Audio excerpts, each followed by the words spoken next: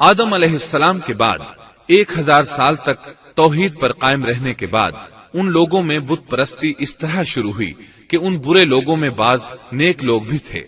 یہ برے لوگ ان نیک لوگوں سے بہت محبت کرتے تھے اور ان سے تقرب حاصل کرتے تھے، ان کی شان میں بہت مبالغہ کرتے تھے، جیسا کہ آج کل بعض لوگ علماء اور صالحین کی مدح سرائی میں زمین و آسمان کے قلابے ملاتے ہیں۔ یہی چیز بعد میں شرک کا ذریعہ بنی۔ امام بخاری رحمت اللہ علیہ نے سورہ نوح آیت 23 میں اللہ کے فرمان اور انہوں نے کہا کہ ہرگز اپنے معبودوں کو نہ چھوڑنا اور نہ ود اور سوا اور یغوث اور یعوق اور نصر کو چھوڑنا کی تفسیر کرتے ہوئے ابن عباس رضی اللہ عنہما سے روایت کی ہے۔ وہ فرماتے ہیں کہ یہ نوح علیہ السلام کی قوم کے بعض نیک آدمیوں کے نام ہیں۔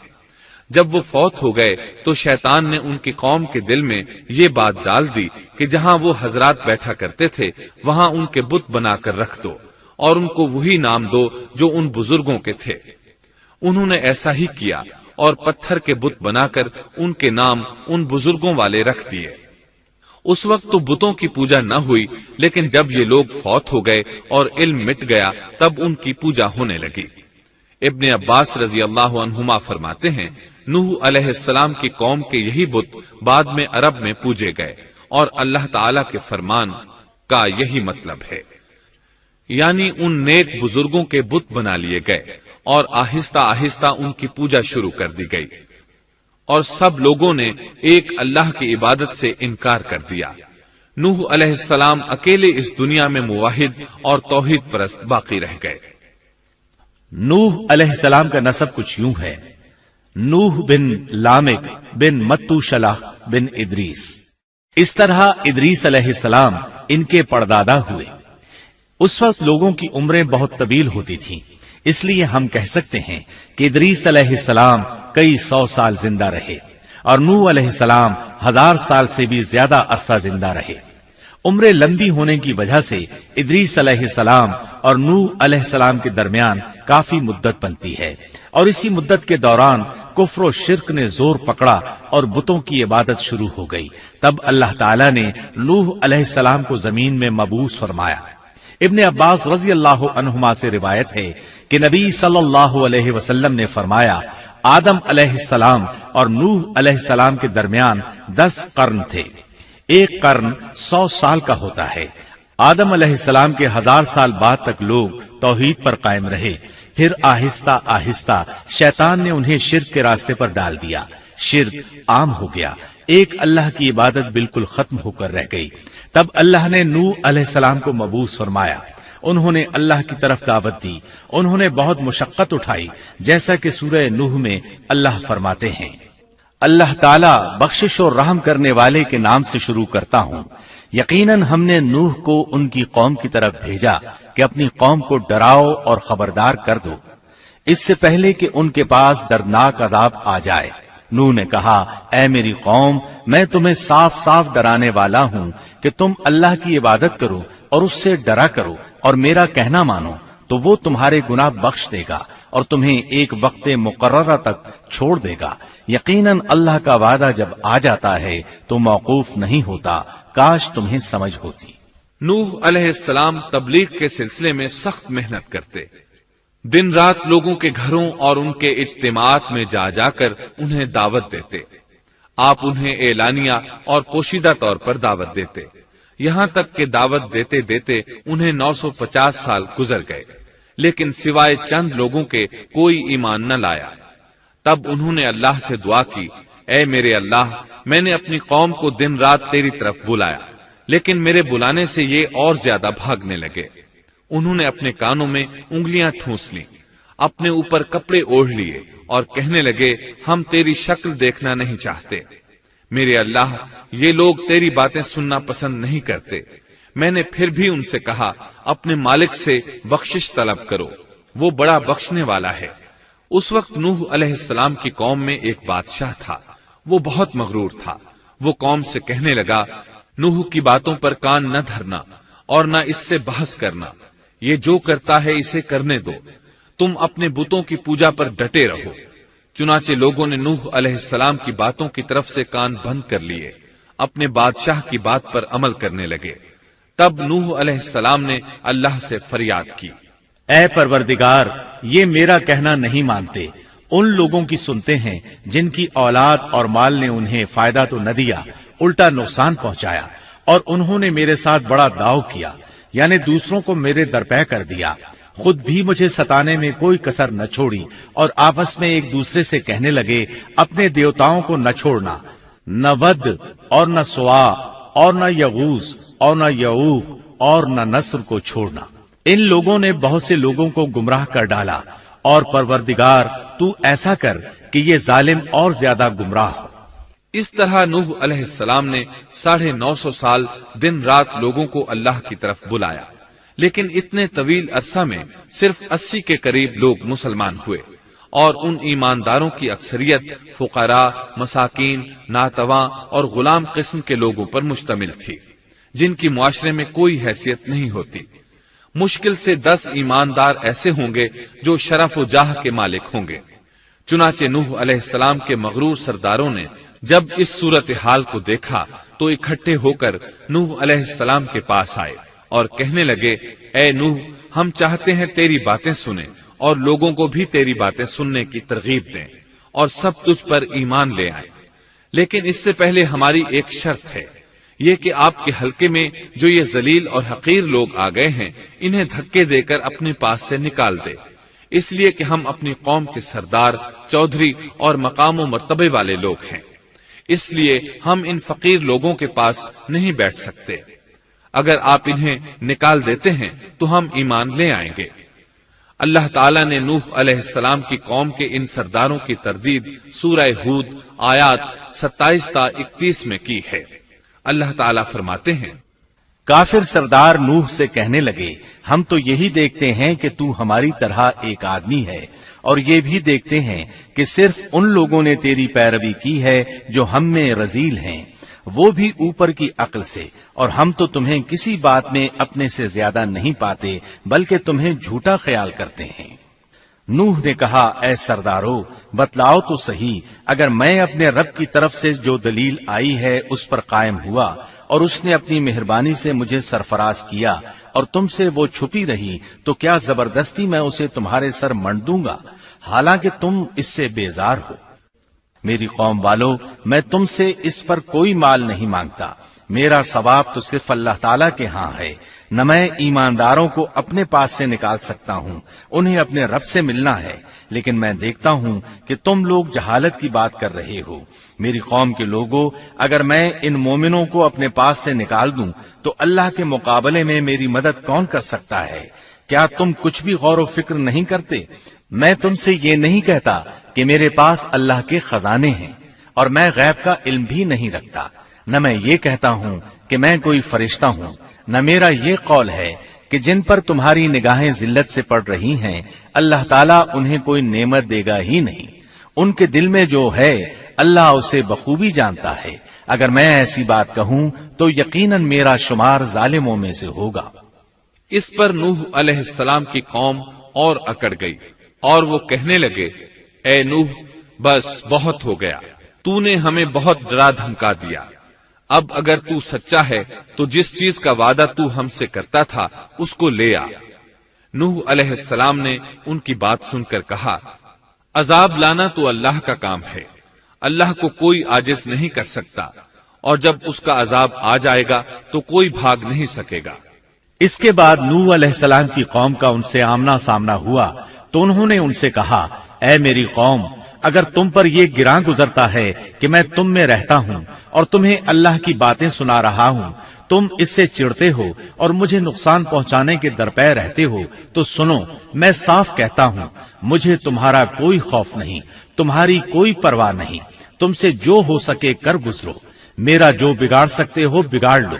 तुम अपने शरीकों और झूठे माबूदों को भी बुला लो और मिलजुल कर मशवरे करके बात खोलकर पूरी कुव्वत के साथ मुझ पर हमला करो। तुम्हें कसम है, तुम मेरा जो बिगाड़ सकते हो बिगाड़ लो, इसमें कोई कसर उठा न रखो। मुझे बिल्कुल मोहलत न दो, अचानक मुझे घेर लो, मैं बिल्कुल बेखौफ हूँ, इसलिए कि तुम्हारे रास्ते को मैं बातिल जानता हूँ। मैं हक पर हूँ, हक का साथी अल्लाह होता है। میرا بھروسہ اسی عظیم ذات پر ہے، مجھے اس کی قدرت کی بڑائی معلوم ہے۔ نوح علیہ السلام نے واضح الفاظ میں اپنی قوم کو چیلنج دیا، لیکن کسی میں طاقت نہ ہوئی کہ وہ نوح علیہ السلام کا مقابلہ کر سکے۔ چنانچہ کہنے لگے، اسے چھوڑ دو، یہ مجنون اور بے وقوف ہے، نعوذ باللہ۔ بہرحال معاملہ اسی طرز پر چلتا رہا، یہاں تک کہ سال ہر سال گزر گئے، لیکن کوئی مسلمان نہ ہوا۔ پھر پہاڑ پر رہنے والے لوگ روز بروز برائی میں ترقی کرتے چلے گئے، اور جو لوگ شروع میں ایمان لائے تھے ان کے علاوہ اور کوئی شخص ایمان نہ لایا۔ نوح علیہ السلام انہیں مسلسل دعوت دیتے رہے مگر بے اثر، یہاں تک کہ اللہ تعالیٰ نے نوح علیہ السلام کی طرف وحی کی کہ اب کوئی شخص ایمان نہیں لائے گا۔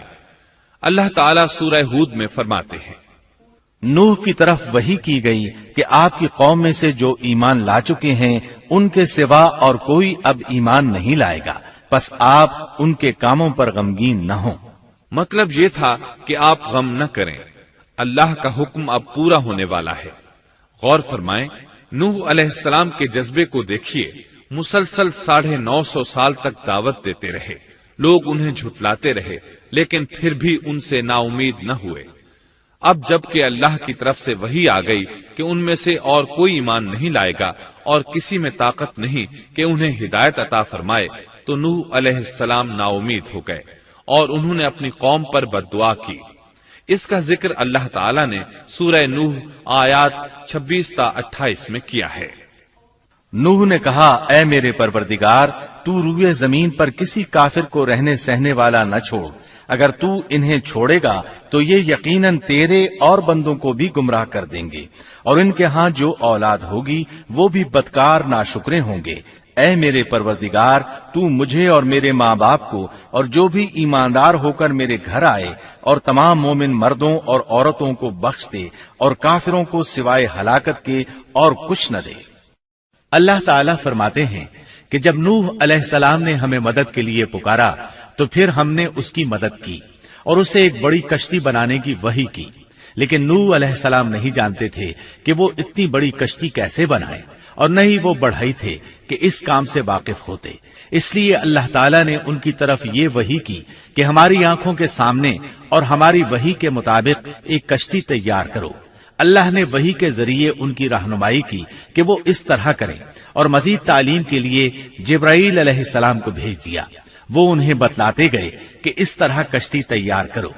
نوح علیہ السلام ایک پہاڑ پر رہتے تھے، ان کے ارد گرد درخت نہیں تھے، نہ پانی تھا، چنانچہ انہوں نے بہت سے درخت اگائے، پھر ان کو کاٹا اور پہاڑ پر بیٹھ کر کشتی تیار کرتے رہے۔ آپ بڑے بڑے تختے بناتے اور لوہا لاتے اور ان سے کیل تیار کرتے، پھر ان کیلوں کو تختوں میں ٹھوکتے، آپس میں ان تختوں کو ملاتے، یہاں تک کہ ایک بہت بڑی مضبوط اور دیو ہیکل کشتی تیار ہو گئی۔ ایک روایت کے مطابق نوح علیہ السلام نے اس کو 100 سال میں تیار کیا۔ یہ تھی وہ کشتی جسے نوح علیہ السلام نے اللہ کی ہدایت کے مطابق تیار کیا تھا۔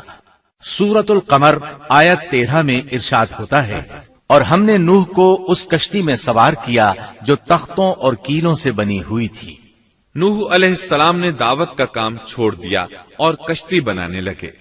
وہ لوگ جب انہیں کشتی بناتے دیکھتے تو ان کا مذاق اڑاتے، کہتے، نوح پہلے تو نبی تھا، اب بڑھئی بن گیا۔ مزید کہتے، یہ کیسا مجنون ہے کہ پہاڑ پر کشتی بنا رہا ہے، تعجب ہے اس پر۔ اللہ نے ان کافروں کے مذاق کا ذکر سورہ ہود آیات 38 اور 39 میں کیا ہے۔ نوح کشتی بنانے لگے، اس کی قوم کی جو جماعت اس کے پاس سے گزرتی وہ اس کا مذاق اڑاتی۔ وہ کہتے، اگر تم ہمارا مذاق اڑاتے ہو تو ہم بھی تم پر ایک دن ہنسیں گے جیسے تم مسخرہ پن کر رہے ہو۔ تمہیں بہت جلد معلوم ہو جائے گا کہ کس پر عذاب آتا ہے، جو اسے رسوا کرے اور اس پر ہمیشہ کا عذاب اتر آئے۔ اس کشتی کا حلیہ ابن عباس رضی اللہ عنہما سے ایک روایت میں یوں آیا ہے۔ وہ بیان کرتے ہیں کہ نوح علیہ السلام نے پہاڑ پر ایک کشتی تیار کی اور اسے تارکول سے لت پت کیا۔ اسی وقت سے تارکول کا ظہور ہوا۔ اس کشتی کا طول 300 گز، اونچائی 30 گز اور عرض 50 گز تھا۔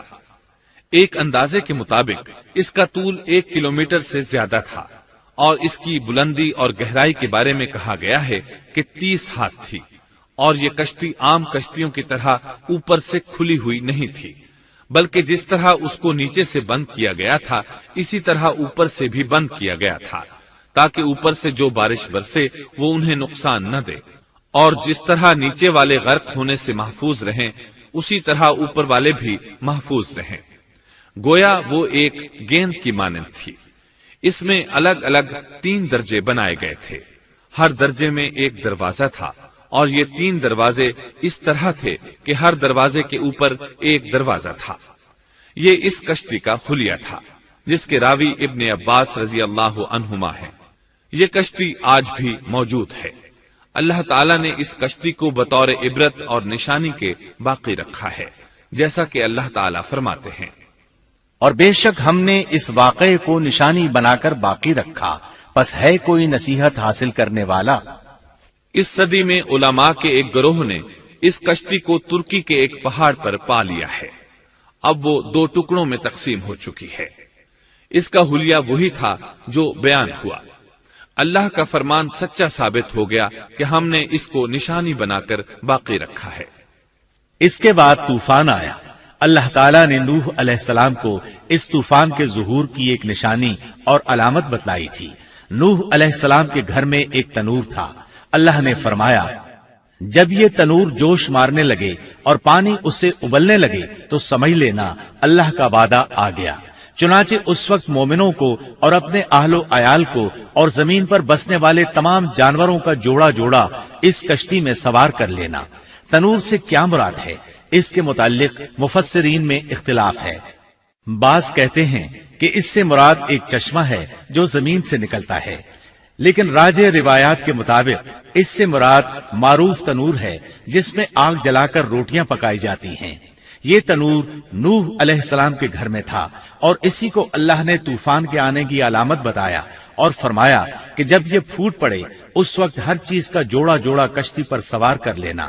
اللہ تعالیٰ سورہ ہود آیت 40 میں فرماتے ہیں، یہاں تک کہ جب ہمارا حکم آ پہنچا اور تنور ابلنے لگا، ہم نے کہا اس کشتی میں ہر قسم کے جوڑے دوہرے سوار کر لے، اور اپنے گھر کے لوگوں کو بھی سوائے ان کے جن پر پہلے سے بات پڑ چکی ہے، اور سب ایمان والوں کو بھی۔ اس کے ساتھ ایمان لانے والے بہت ہی کم تھے۔ کشتی میں سوار ہونے والوں کی تعداد 80 بتائی جاتی ہے۔ چنانچہ جب تنور جوش مارنے لگا تو نوح علیہ السلام کشتی میں سوار ہو گئے۔ کشتی ان کی بستی میں لوگوں سے دور پہاڑ پر تھی۔ اللہ کی قدرت کہ تمام قسم کے جانور بھی کشتی کے پاس آ گئے۔ نوح علیہ السلام نے انہیں بھی سوار کر لیا۔ اللہ تعالیٰ سورۃ القمر آیات 11 اور 12 میں فرماتے ہیں، پس ہم نے آسمان کے دروازوں کو زور کی بارش سے کھول دیا اور زمین کے چشموں کو جاری کر دیا، پس اس کام پر جو پانی مقرر کیا گیا تھا خوب جمع ہو گیا۔ آسمان سے نازل ہونے والا اور زمین سے نکلنے والا پانی کتنا تھا، اس کا اندازہ اللہ ہی کو ہے۔ بہرحال اس پانی نے زمین پر رہنے والے انسان، چوپائے، حیوانات، غرض ہر چیز کو غرق کر دیا۔ اس بارے میں اللہ فرماتے ہیں، نوح نے اپنی قوم سے تنگ آ کر ہمارے حضور دعا کی، ہم تو ہیں ہی بہترین طور پر دعاؤں کے قبول کرنے والے۔ فوراً ان کی دعا قبول کر لی اور اس تکلیف اور ایذا سے انہیں بچا لیا جو انہیں کفار سے روز مرہ پہنچ رہی تھی، اور ان کی اولاد کو ہم نے باقی رہنے والی بنا دیا، یعنی انہی کی اولاد سے پھر سے دنیا آباد ہوئی، کیونکہ صرف وہی لوگ بچے تھے جو کشتی پر سوار تھے، اور ہم نے ان کا ذکر خیر پچھلوں میں باقی رکھا۔ نوح علیہ السلام پر تمام جہانوں میں سلام ہو۔ ہم نیکی کرنے والوں کو اسی طرح بدلے دیتے ہیں، وہ ہمارے ایماندار بندوں میں سے تھا۔ پھر ہم نے باقی سب کو غرق کر دیا۔ اللہ مزید فرماتے ہیں، جب پانی میں طغیانی آ گئی تو اس وقت ہم نے تمہیں کشتی میں چڑھا لیا تاکہ اس کو تمہارے لیے نصیحت اور یادگار بنا دیں، تاکہ یاد رکھنے والے کان اس کو یاد رکھیں۔ یعنی پانی اتنا زیادہ ہو گیا کہ اس سے تمام شہر، بستیاں، انسان اور جانور غرق ہو گئے، یہاں تک کہ پانی بلند پہاڑوں سے بھی اونچا ہو گیا، اور اتنے بلند پانی پر یہ کشتی نوح علیہ السلام اور ان کے ساتھیوں کو اپنے دامن میں سمیٹے اللہ کے حکم سے اور اس کی حفاظت میں پہاڑ کی طرح رواں دواں تھی، ورنہ اتنے طوفانی پانی میں کشتی کی حیثیت ہی کیا ہوتی ہے۔ نوح علیہ السلام کشتی میں سوار ہوئے اور انہوں نے اپنے ساتھیوں کو حکم دیا کہ وہ یہ دعا پڑھیں، اللہ ہی کے نام سے اس کشتی کا چلنا اور ٹھہرنا ہے، یقیناً میرا پالنے والا بڑی بخشش اور رحم والا ہے۔ یہی اللہ کا حکم آپ کو تھا کہ جب تم اور تمہارے ساتھی ٹھیک طرح بیٹھ جاؤ تو کہنا، سب تعریف اللہ ہی کے لیے ہے جس نے ہمیں ظالم لوگوں سے نجات عطا فرمائی، اور کہنا کہ اے میرے رب مجھے بابرکت اتارنا اور تو ہی بہتر اتارنے والا ہے۔ اللہ تعالیٰ نوح علیہ السلام کو نصیحت کر رہے ہیں کہ اللہ آپ کو اور آپ کے اہل کو نجات عطا فرمائیں گے۔ کشتی میں نوح علیہ السلام کے کافر بیٹے کے علاوہ تمام گھر والے سوار تھے۔ آپ کے کافر بیٹے کا نام کنعان تھا، وہ ایک طرف کھڑا تھا۔ نوح علیہ السلام نے اسے پکارا، میرے بیٹے اس کشتی میں آ جا اور کافروں کا ساتھی نہ بن، لیکن اس بدبخت نے کہا، میں ابھی کسی پہاڑ کی چوٹی پر پناہ لے لوں گا جو مجھے اس پانی سے بچائے گی۔ نوح علیہ السلام نے کہا، آج اللہ کے حکم سے کوئی بچانے والا نہیں مگر وہی جس پر اللہ رحم کرے۔ باپ اور بیٹے کے درمیان یہ گفتگو جاری تھی کہ ایک طوفانی موج نے اسے اپنی زد میں لے لیا اور اسے غرق کر دیا۔ نوح علیہ السلام سے اللہ نے وعدہ کر رکھا تھا کہ اللہ تعالیٰ اس کے اہل کو نجات عطا فرمائے گا۔ چنانچہ جب آپ کی آنکھوں کے سامنے آپ کا بیٹا غرق ہو گیا تو وہ پکار اٹھے، اے اللہ، میرا بیٹا میرے گھر والوں میں سے تھا اور تو نے مجھ سے وعدہ کیا تھا کہ میرے گھر والوں کو نجات عطا فرمائے گا، اور تو تمام حاکموں سے بہتر حاکم ہے، لہذا ناممکن ہے کہ تیرا وعدہ پورا نہ ہو۔ واضح ہو کہ نوح علیہ السلام کا اپنے بیٹے کے بارے میں بات کرنا بطور استفسار تھا، بطور بحث نہیں تھا۔ آپ وضاحت چاہتے تھے۔ اللہ تعالیٰ نے فرمایا، اے نوح، وہ تیرے اہل سے نہیں تھا کیونکہ وہ کافر تھا۔ کفر نسب کو ختم کر دیتا ہے۔ ایک مومن کا دوسرے مومن سے تعلق ایک مسلمان بھائی کے کافر بھائی سے تعلق سے زیادہ بڑا ہے، اور حقیقی اخوت وہ ہے جس کی بنیاد ایمان پر ہو۔ کفر تو نسبی تعلق کو کاٹ دیتا ہے، اس لیے اللہ نے یہ نہیں فرمایا کہ وہ کافر ہے، بلکہ یہ فرمایا کہ وہ تیرے اہل سے نہیں ہے۔ ہمارے لیے بھی یہی حکم ہے، کسی مومن کا کافر کے ساتھ رشتہ نہیں ہو سکتا۔ اس کے ساتھ اللہ نے نوح علیہ السلام کو نصیحت فرمائی کہ آپ ہرگز وہ چیز نہ مانگیں جس کا آپ کو مطلقاً علم ہی نہ ہو، اور ہم آپ کو نصیحت کرتے ہیں کہ جاہلوں میں اپنا شمار کرانے سے باز رہیں۔ جب نوح علیہ السلام یہ بات جان گئے کہ ان کا سوال واقعے کے مطابق نہیں تھا تو فوراً اس سے رجوع کر لیا اور اللہ تعالیٰ سے اس کی رحمت اور مغفرت کے طالب ہوئے۔ اس موقع پر انہوں نے دعا کی۔ نوح علیہ السلام نے کہا، اے میرے پروردگار، میں تیری ہی پناہ چاہتا ہوں اس بات سے کہ تجھ سے وہ مانگوں جس کا مجھے علم ہی نہ ہو۔ اگر تو مجھے نہ بخشے گا اور تو مجھ پر رحم نہیں کرے گا تو میں خرابی والوں میں ہو جاؤں گا۔ یہ دعا انہوں نے مانگی۔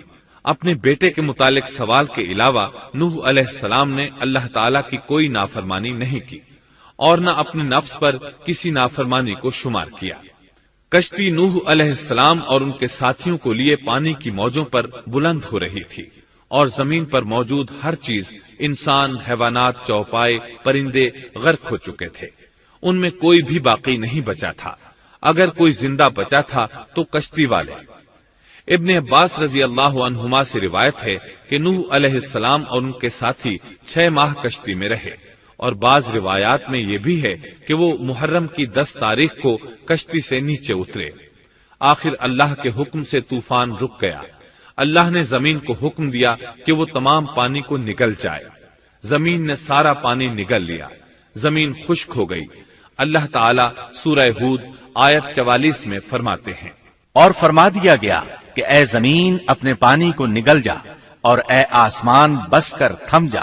اسی وقت پانی سکھا دیا گیا اور کام پورا کر دیا گیا، اور کشتی جودی نامی پہاڑ پر جا ٹھہری، اور فرما دیا گیا کہ ظالم لوگ اللہ کی رحمت سے دور ہیں۔ کشتی جودی پہاڑ پر جا کر ٹھہر گئی۔ اب انہیں حکم ہوا کہ سلامتی کے ساتھ کشتی سے اتر آئے، آپ پر بھی برکت نازل ہوگی۔ اور ان قوموں پر بھی جو آئندہ آپ کی نسل سے پیدا ہوں گی، اور آپ کی نسل میں سے کچھ لوگ ایسے بھی ہوں گے جنہیں ہم فائدہ تو ضرور پہنچائیں گے، پھر انہیں ہماری طرف سے دردناک عذاب پہنچے گا۔ بہت سی روایات میں یہ بات مذکور ہے کہ نوح علیہ السلام ایک لمبی مدت یعنی 6 ماہ کشتی میں طوفان تھم جانے کا انتظار کرتے رہے۔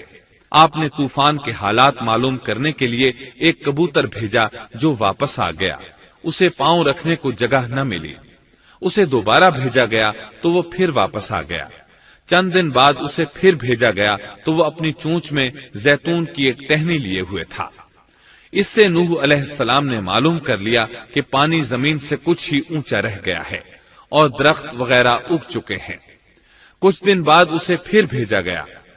اس مرتبہ وہ واپس لوٹا تو اس کے پاؤں خاک آلود تھے۔